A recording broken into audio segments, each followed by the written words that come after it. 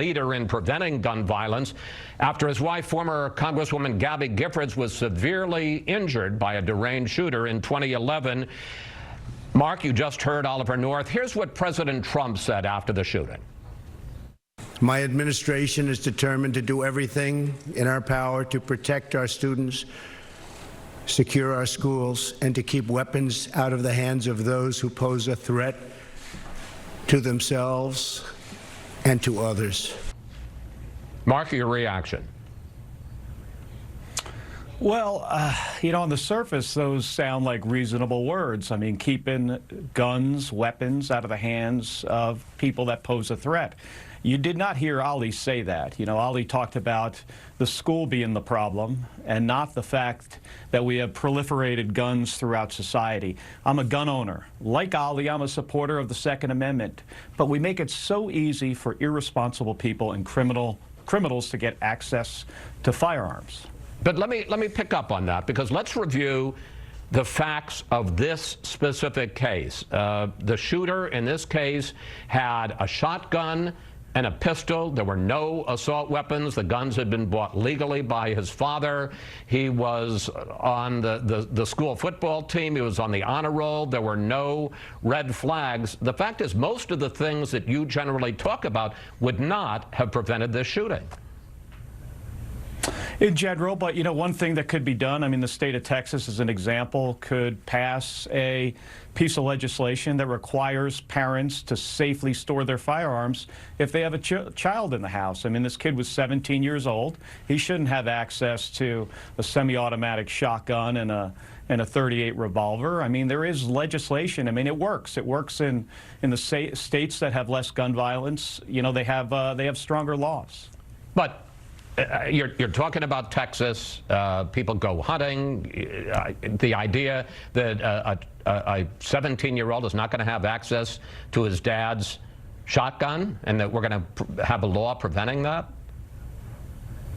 Well, I mean, it exists in some places. I mean, I go hunting as well, but all my firearms are locked in a safe. And if I don't even have a kid in the house anymore. I mean, if I did, I would even probably, even double down on that. I mean, there are things that work when we allow irresponsible people to get their hands on firearms, and criminals. I mean, your last guest is about to take over as the president of an organization that is against background checks for gun sales. I mean, the most common sense thing that we can do to protect society, they are so strongly against. And then they advocate for an alternative, reality, that the problem is the school and the access point.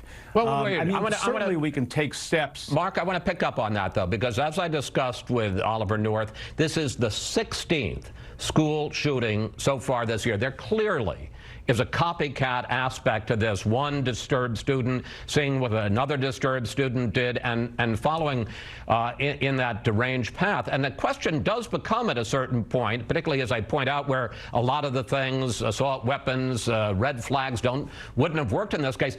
Do we need to harden our schools the way we do our airports with metal detectors and limited access to get in and out of the school? Absolutely. I mean, I think we should make it more difficult. I mean, figure out a way to prevent people coming in the door with a firearm. At the same time, make sure that irresponsible person can't get the gun in the first place. I mean, there are a lot of reasons why we have the level of gun violence that we currently have in this country.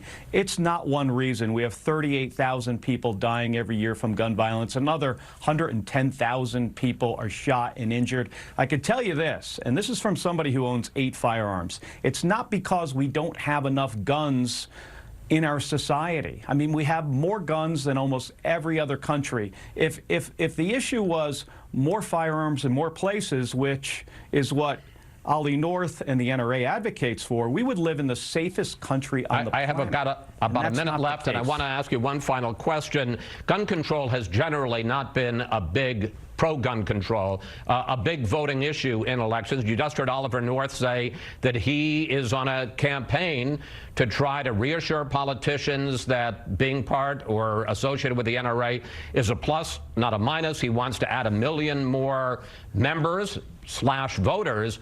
Do you think you can make pro-gun control issues a key voting issue in this campaign?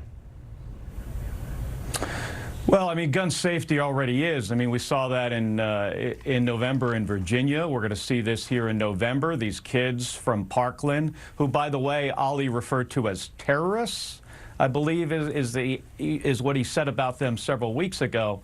I mean, these kids are motivated. They're smart, they're articulate, and they're angry. And they have a right to be angry. The kids in Santa Fe, I lived 10 miles from that school for 15 years. Those kids have a right to be angry about this. And the alternative reality, I mean, Rex Tillerson just gave a speech at VMI, a commencement speech, and he talked about how alternative realities are a threat to democracy. And I think what the NRA is proposing is an alternative reality. Mark, we're going to have to leave it there. Thank you. Thank you for joining us today. And unfortunately, we will stay on top of this continuing story. Up next, Treasury Secretary Steven Mnuchin on talks to settle big differences between the U.S. and China. Can the world's two biggest economies